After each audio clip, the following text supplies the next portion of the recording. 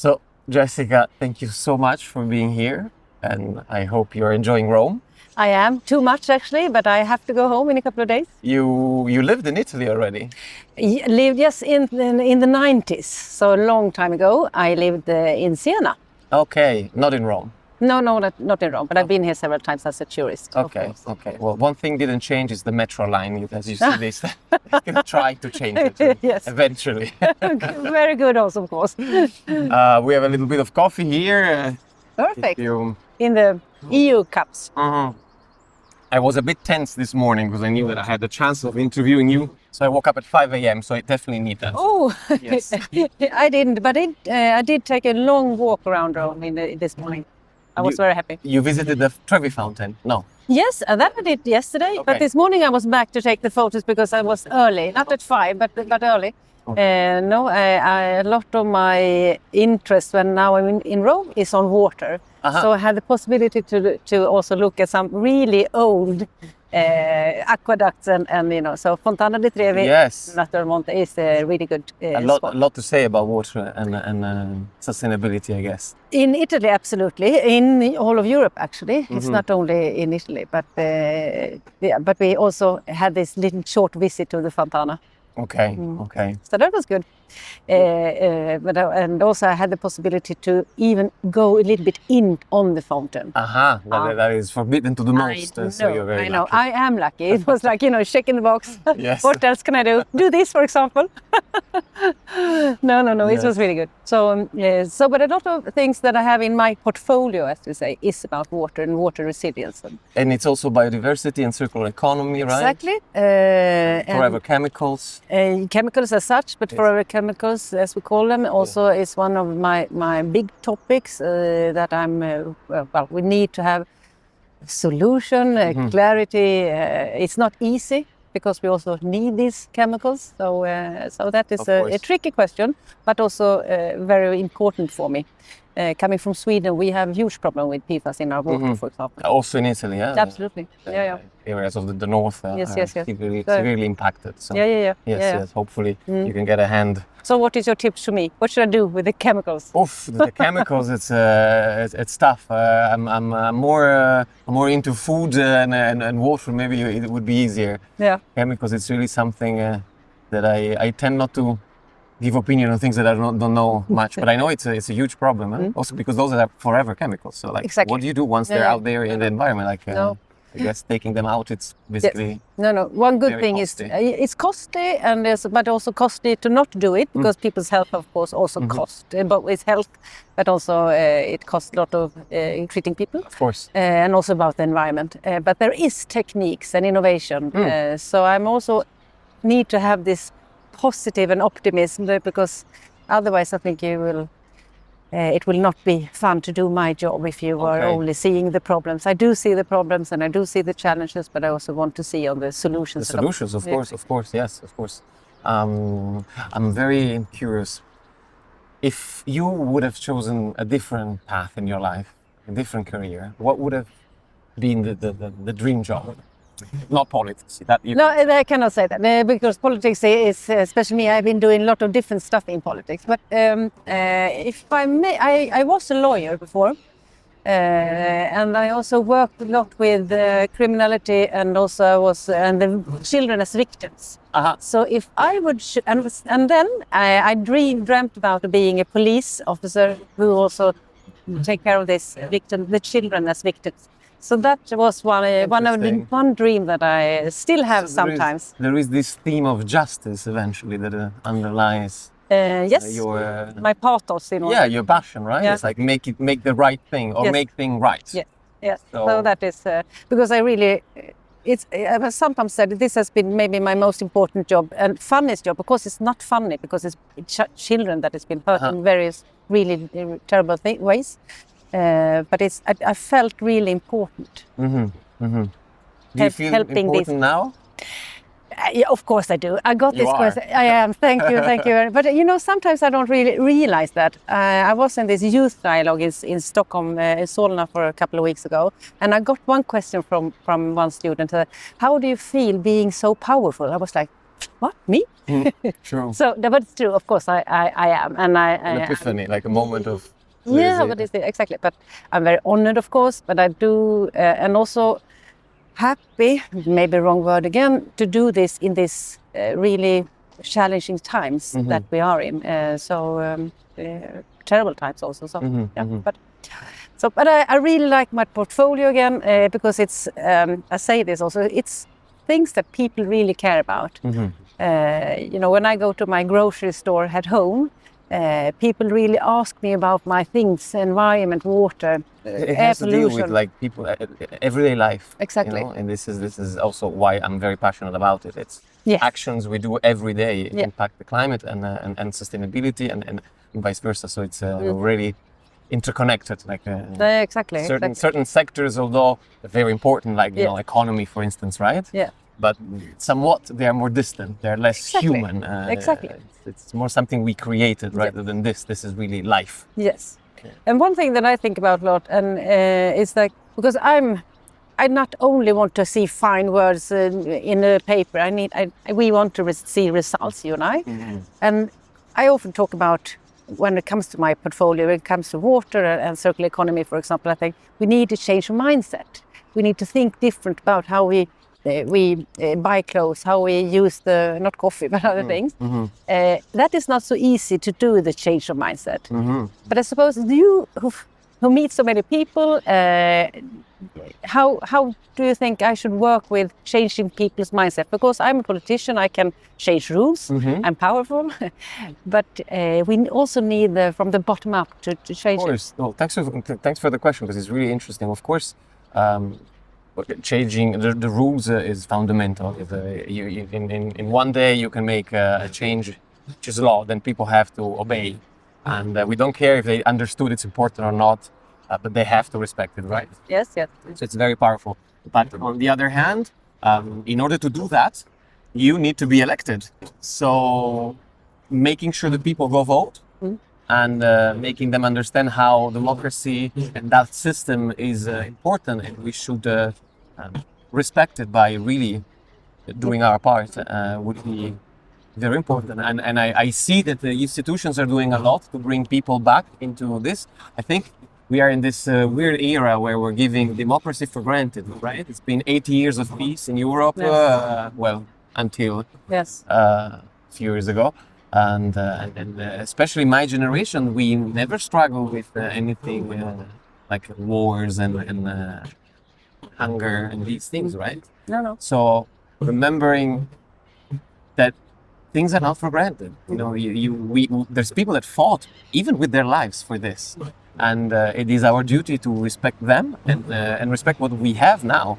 And really, voting to me is a fundamental process. So if you are able to bring people back to that.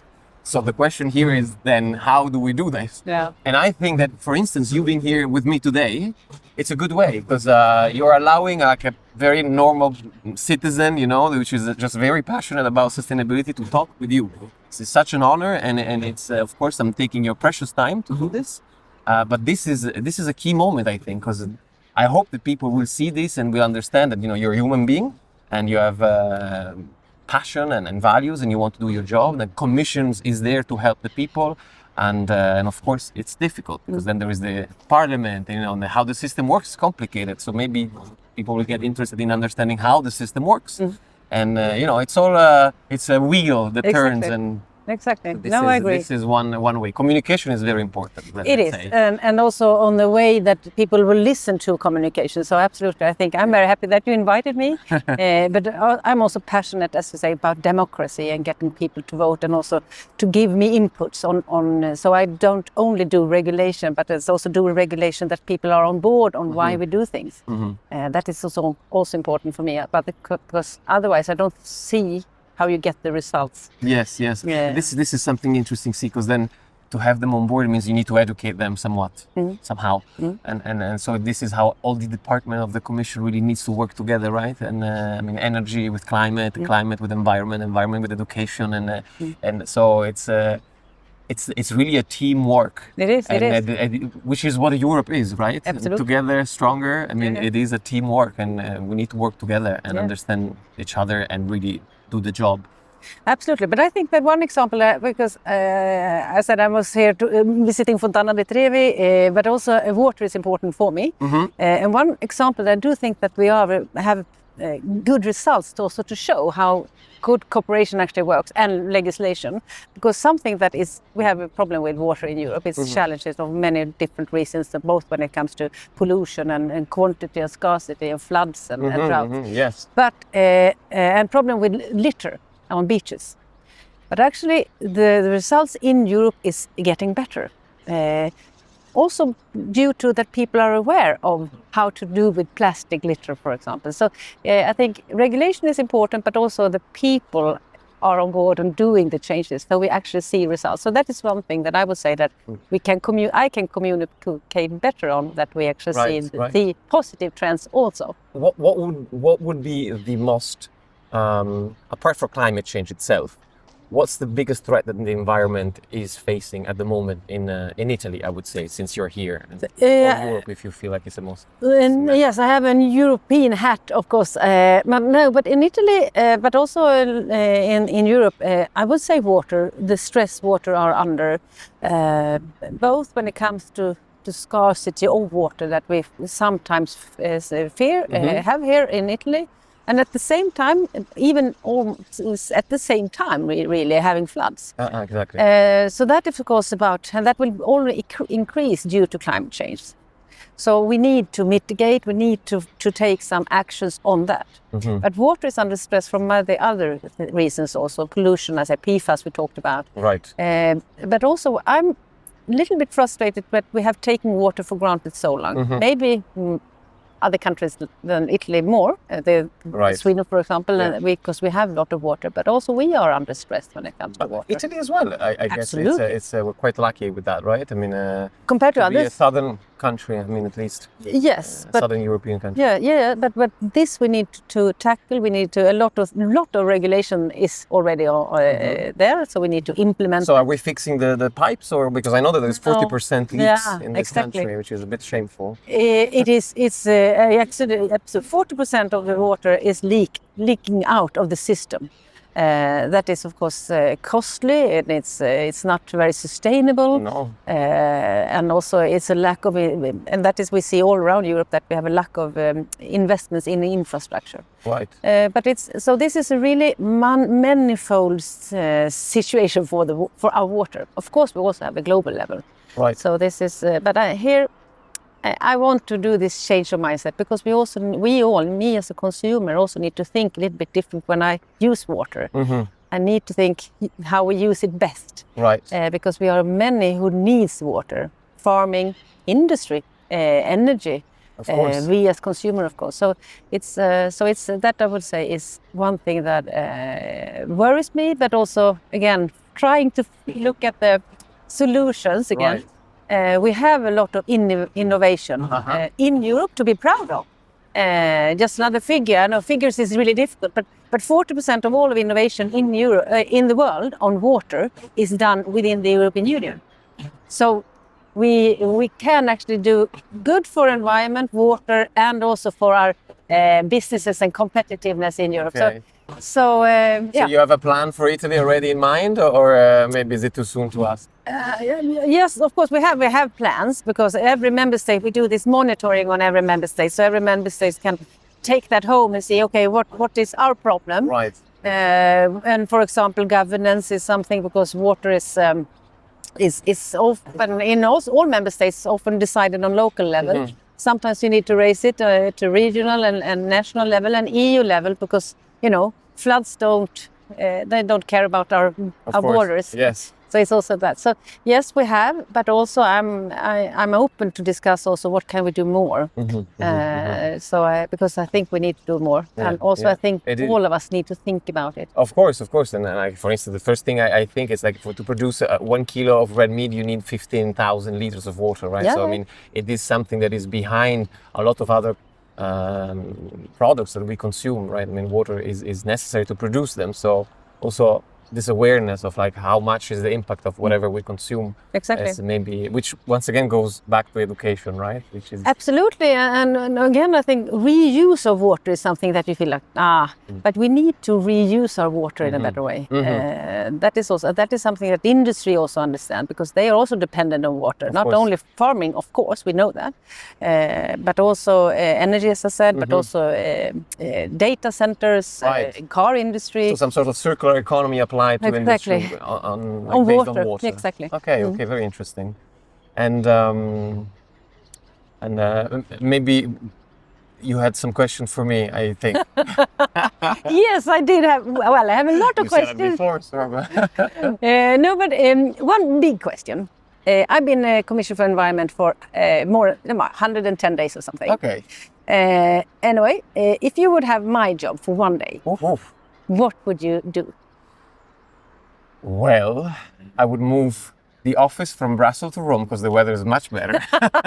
I agree with that. Okay. Number one, and then number two, I think even if I don't know if this is strictly in your responsibilities, but I think I would try to end the subsidies to fossil fuels, which would also calm down all of this little bit of extremist organizations that block traffics and throw pains on art and all of that, which is, in my opinion, not helping people to understand and embrace and empathize with the sustainability movement. I take note and take it back with me.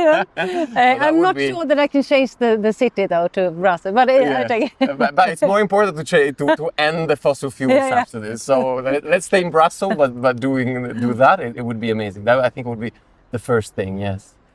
Is it in your portfolio? No, not really. But of course, I would say that when we talk about the challenges we have, security, of course, but also climate change, but also the threats that are against our biodiversity and nature. So, and they are linked. It's not, you cannot separate. Exactly. It's very human to do boxes, exactly. Right? And we but think in reality, it's just all together. I mean, good that you say you're human, because sometimes I think that politicians are especially specialized in doing silos. True, because it's an easier way of doing things. But at the end, it's not easy. It's easy to think like that. Yeah. But then the problems are all connected, right? They are. I read that would free 50 billion euro annually.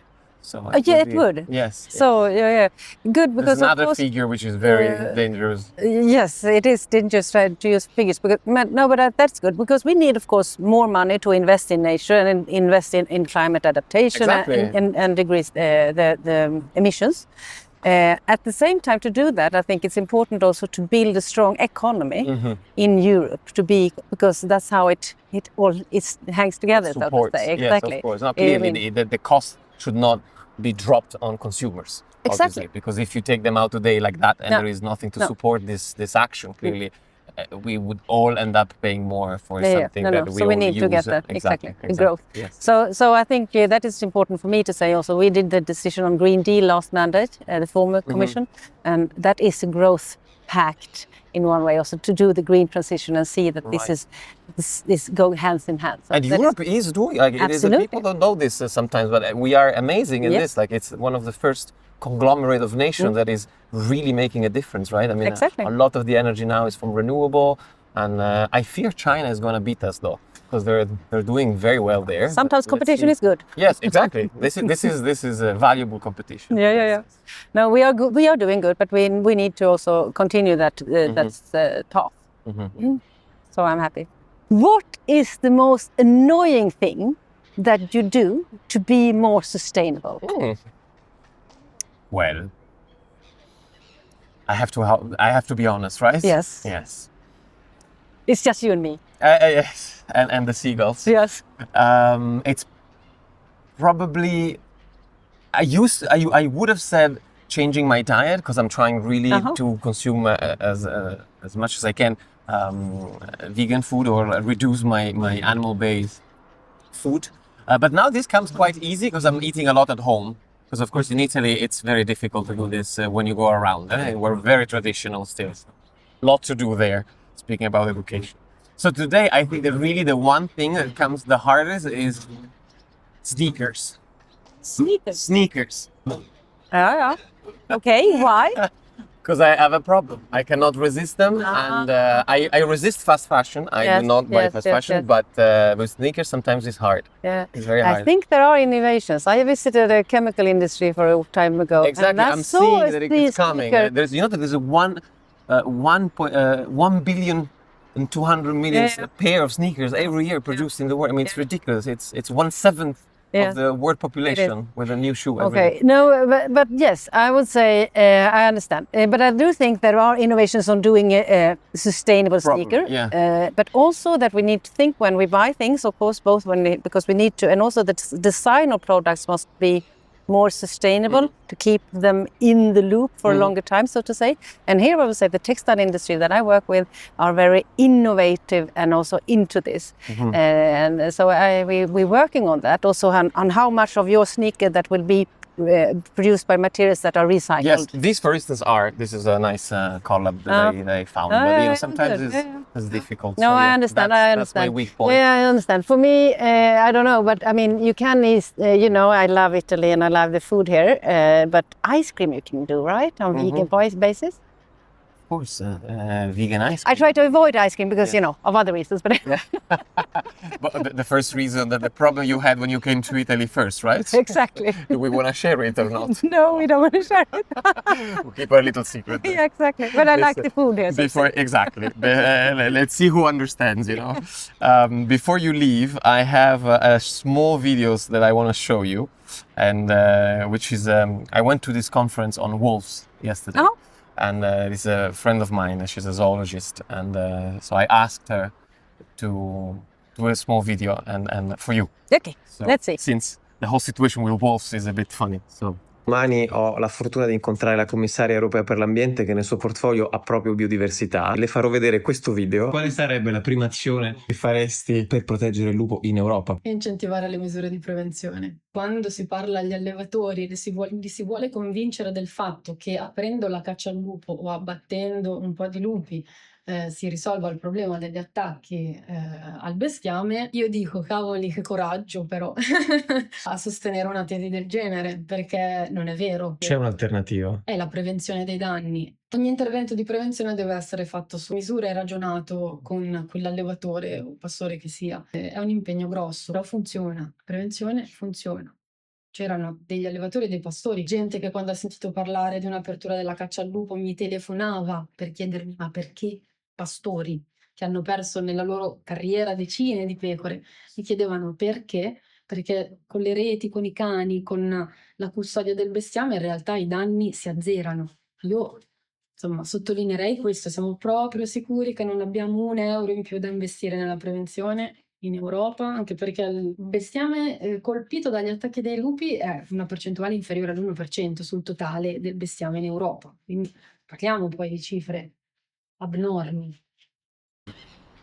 So basically, right, saying because they are all afraid that the wolves will lose their status as strictly protected to only protected, allowing people to kill them more easily. And it was interesting because the documentary shows that actually people that lost a lot of animals, and farmers are the ones saying, we know that this is not going to change, and it's not a solution to downgrade the status. The solution is different. So what's your take on that? No, I would start with saying I'm raised and born in an area where we have wolves in the middle of Sweden, of Dalarna, in the middle of Sweden. Yeah.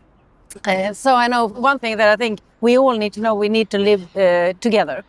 And also the good thing with the Habitat Directive that it's called, that is also protecting different species, is that the reason why we now move the wolf from one annex, now it's a little bit complex, to another, is that we have more wolves than we started. So, from my point of view, I say that the Habitat Directive actually is functioning. We have rules that actually have increased the amount of wolves around Europe. So that is the reason why you move it. But it's still, we move it from strictly to only protected, but it's not only. It's something that all member states also need to protect. Mm-hmm. So in my view, it's a good example where we actually see that the legislation is functioning. But now all member states, the Commission has taken our decision, also built on other decisions before us, and now the member states need to implement this. But of course, still, it's an animal that are still protected within the Habitat Directive. And here I also I do believe that dialogue, always believe in dialogue. Mm-hmm. Again, back to your question on democracy. Right, right. And I think that we need to have a dialogue also, and also how we can protect the sheep. So that was one of the examples. Basically. And that is also solutions. But sometimes you also need to do other things to tackle wolves. It is very, very time-consuming and very specific, because each case is different, right? Each shepherd has different location, absolutely, different landscape, absolutely, different kind of behavior of the animals that they raise and the wolves. And where they are. And yes, but these animals are incredible. I discovered yesterday there is a couple of wolves that moved from Italy to Spain all the way, and they had the collars, so they could track them. Yeah. And this is how they are populating again the whole of Europe, but they will never be back in the UK since they extinct them. Okay. You know? And there's no wolves in the UK anymore because they shot them all. Yeah. No, but we need to have acceptance for both. I mean, I meet also people who had their sheep killed by wolves. I mean, we need to have this dialogue and understand how can we live together. Mm-hmm. That is my main goal. Comes to other big carnivals also. So the discussion is still open. No, it's not open in that sense that we are moving. It's from the wolf from one annex to the other.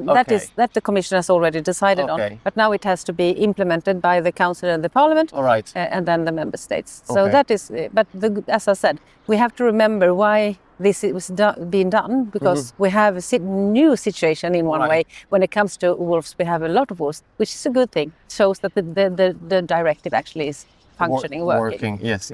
No, the only fear I have is that it was working because of the strictly protected status, and now the status would change. Maybe we're gonna be, because there's also poachery and there's also illegal killing, right, as well, that never counted. So, but I guess time will tell if this is the good choice or not. So, unfortunately, we cannot ask the wolves. No, but that comes to a lot of other species also, or flowers, or butterflies, or whatever. It's true. No, it's true. But of course, it is a sensitive question in a lot of member states also, and regions. Right. So I think we need to have that dialogue and understand each other's point of view. Right. Okay. We're very happy to be here. Yeah. Thank you very much for inviting me. You. And thank you so for much. being this view. It's amazing. Yes. So I'll say yes on moving to Rome. Right. I'm waiting for you. Yes. More coffee and more pastry for you. Thank you very much.